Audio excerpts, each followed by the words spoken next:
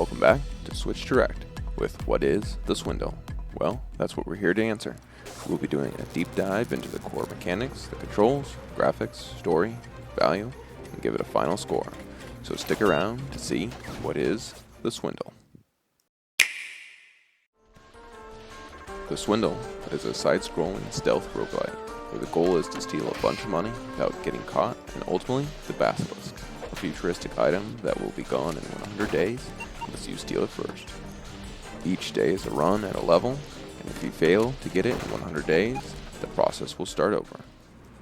Broken up between a hub area of an airship and the different randomly generated levels you can attempt to steal from, the airship is where you can upgrade your thieves with new abilities and gadgets that last until the next 100-day cycle. This is where you'll be able to use money to unlock harder chapters that have tougher enemies and more cash, as well as the final chapter that has the Basilisk. If you play it well, you should be able to get all upgrades before the cycle is up, but which you get first can make your life easier or harder. The first most important one is hacking, which lets you get into computer terminals that have a ton of money. Another great upgrade is the bug tool, which is used to siphon money from the same computer terminals. It doesn't explain it well in the description, but you can both hack a terminal and set a bug, and then the bug will actually continue to give you money for several days worth of runs, so it's a huge boon to your income. Other upgrades are more obviously necessary, such as double jumps and wall grabbing, as you'll soon find it hard to reach areas without them. The next part is to go into levels where you actually steal. You'll start with one easy level that as you go there will progressively get harder with more and different defenses. Then as you buy the upgrades for unlocking areas, you'll be able to choose even harder levels that have more cash available. Working your way up the difficulties is important to actually beat the 100-day clock, as you won't make enough money if you stay too long in the easy levels. In each level, there will be randomly placed piles of money, guards, cameras, turrets, and terminals to hack, either to disable security or get loads of cash. You keep only what you get out of there, so you have to determine if each bit of cash is worth the risk or to walk away with what you got.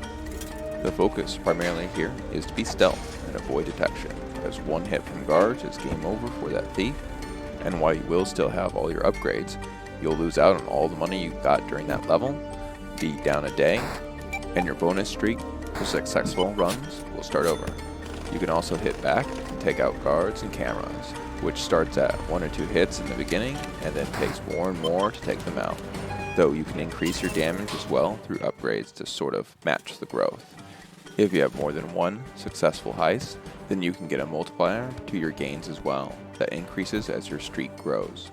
For successful heists, you not only have to survive, but also get out with a majority of the cash available. There is no timer in these levels, so it pays to look around first and plan your attack path, especially since there are multiple routes in each level. So what from one side may look impossible to get past without activating a trap could be much easier on the other side. Most of the environment is destructible too, with a bomb upgrade, so you can make your own paths with the limited bombs as well. Gameplay is solid, it gives you a great balance of challenge that motivates you to take risks, and heartbreak from failing.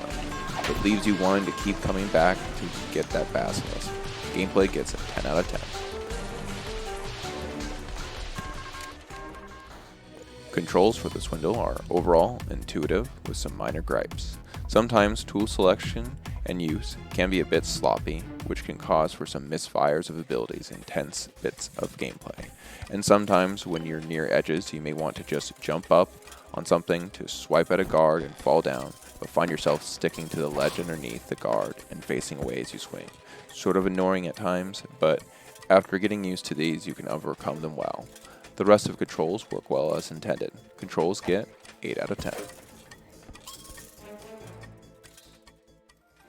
The graphics are a dark, foggy, steampunk, stylized robotics, and for the most part, they look really great when played in low light, which, when docked for me, was never an issue, but for playing handheld, I found myself having to adjust out of the slightest bit of glare to make the level viewable, which is a problem I really haven't had with other Switch games. Love the aesthetic and style to it all, but really wish there was a way to brighten it or turn down fog when playing in highlight situations. Graphics get an 8 out of 10. The story here is very basic. You're a thief and you want money and this ultimate prize, the basilisk. And that's about it. So gameplay is the key focus here, and they've essentially just skipped over story. So sadly, story gets a 5 out of 10. Didn't hurt the experience, but didn't add anything to it either. The Swindle's playtime will vary depending on your scale. For me, it took 2 100-day cycles to figure out and beat, so my playtime was just over 10 hours.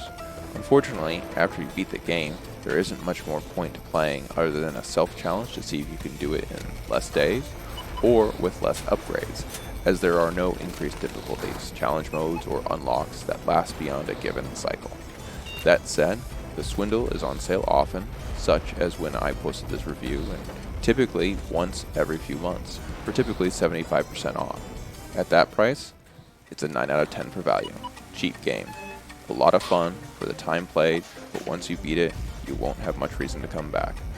Would have loved to see some post-game options to add challenge or give you more unlocks, as the core gameplay was still making me want to come back, but didn't have much to shoot for.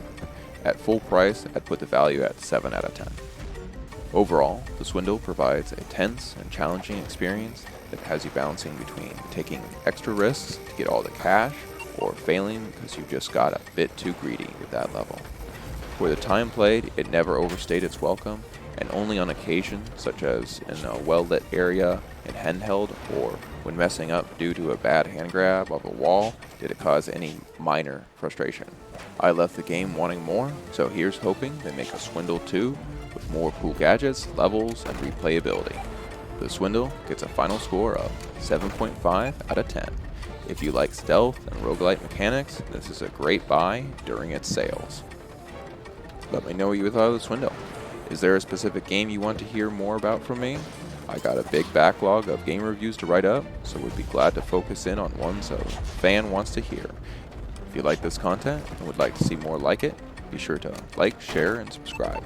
Thanks, I'll catch you later.